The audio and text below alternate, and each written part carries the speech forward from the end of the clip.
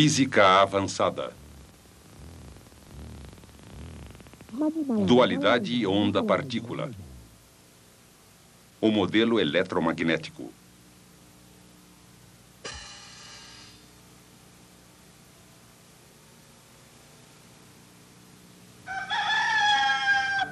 O que é exatamente a luz? Durante o século XVIII, a maioria dos cientistas preferiu modelar o comportamento da luz como uma partícula. Sir Isaac Newton tornou popular o modelo e, durante anos, a fama do cientista o protegeu de ataques.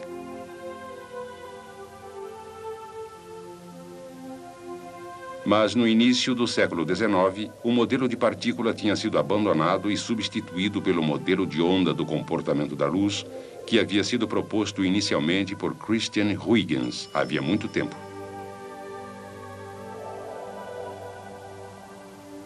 O modelo de onda explicava muitos comportamentos da luz, mas estava longe de ser perfeito. Por exemplo, ninguém foi capaz de provar a existência do misterioso e invisível éter, o meio que preenchia o ar e o espaço ao nosso redor e que aparentemente era necessário para conduzir as ondas de luz.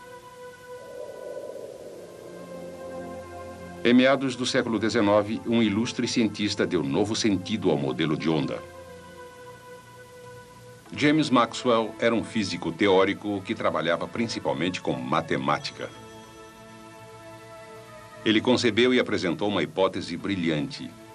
A luz é uma onda formada por duas das forças fundamentais da natureza, a eletricidade e o magnetismo.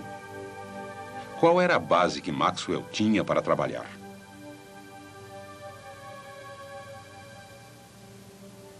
Sabia-se que, quando a eletricidade passa por um fio, cria um campo magnético ao seu redor.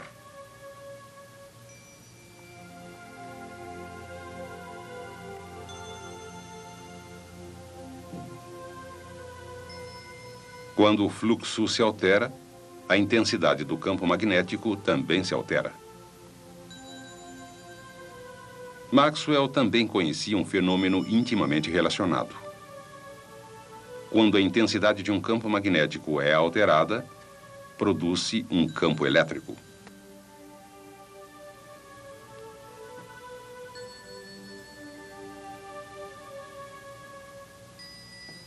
Será que uma única partícula, levando uma carga elétrica, poderia ter campos similares associados? Maxwell apresentou a teoria de que, quando uma única partícula carregada se move, ela cria um campo magnético. Se a sua velocidade se alterar, a intensidade do campo magnético também se alterará. Quando esse campo magnético se altera, ele, por sua vez, induz o campo elétrico que se altera, produzindo então uma alteração no campo magnético. E assim por diante. Maxwell usou um modelo matemático para apresentar uma das hipóteses mais importantes da história da física.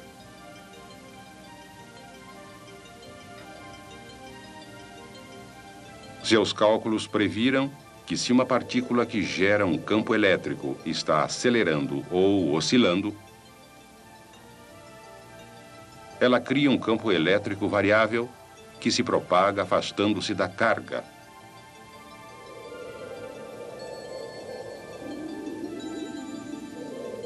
E sua intensidade se altera na forma de uma onda.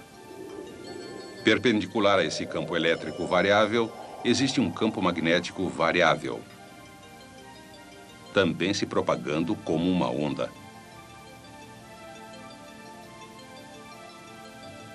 Esses campos não necessitam qualquer meio, como o éter, para transportá-los.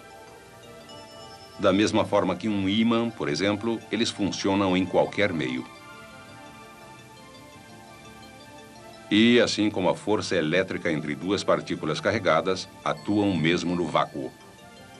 Os cálculos de Maxwell mostraram que essas ondas eletromagnéticas podem se reforçar indefinidamente,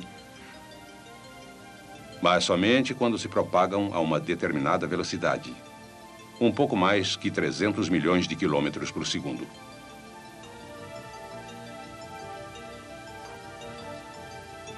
E essa é exatamente a velocidade que os cientistas tinham calculado para a luz.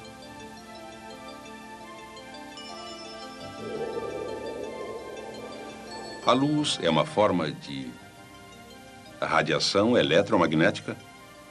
Era uma possibilidade fascinante, mas não havia qualquer prova de que as ondas eletromagnéticas realmente existiam, até que outro gigante da física atacou o problema. Procurando encontrar uma comprovação física das ondas eletromagnéticas de Maxwell, Heinrich Hertz montou um aparelho usando um transformador para aumentar a tensão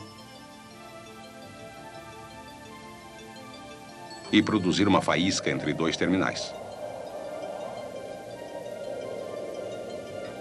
Essa faísca fez com que uma carga oscilasse para frente e para trás entre duas placas fixadas aos terminais. Este dispositivo é um transmissor de ondas eletromagnéticas?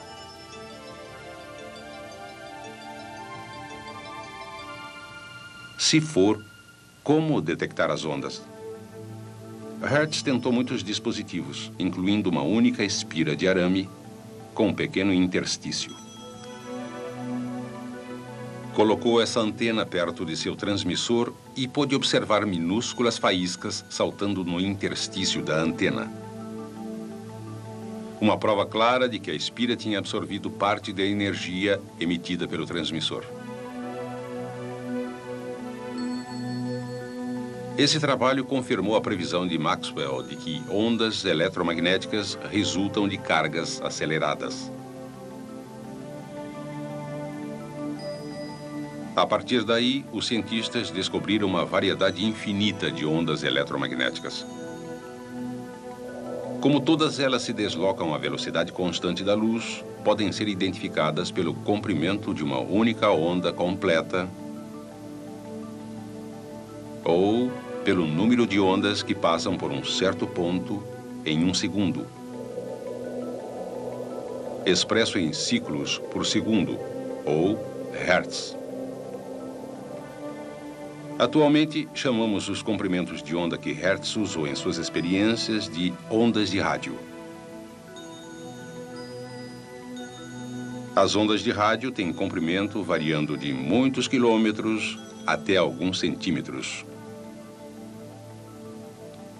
Mais curtas que as ondas de rádio são as micro-ondas, chegando a comprimentos de onda de alguns milímetros.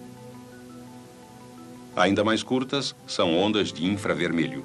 Nós as sentimos como calor radiante. A radiação eletromagnética que realmente vemos, a luz visível, é uma faixa extremamente estreita de comprimentos de onda com largura de somente 2 vezes 10 a menos 7.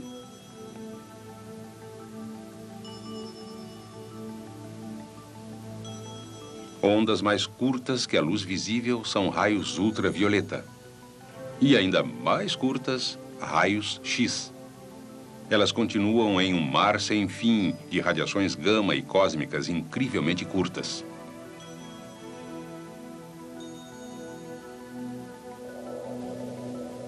Neste século, descobrimos ou criamos transmissores para produzir uma grande variedade dessas radiações. A própria luz é transmitida de cargas aceleradas no interior de átomos. O modelo de onda eletromagnética de Maxwell foi tão útil que, durante cerca de um século, pareceu ser a explicação final do comportamento da luz.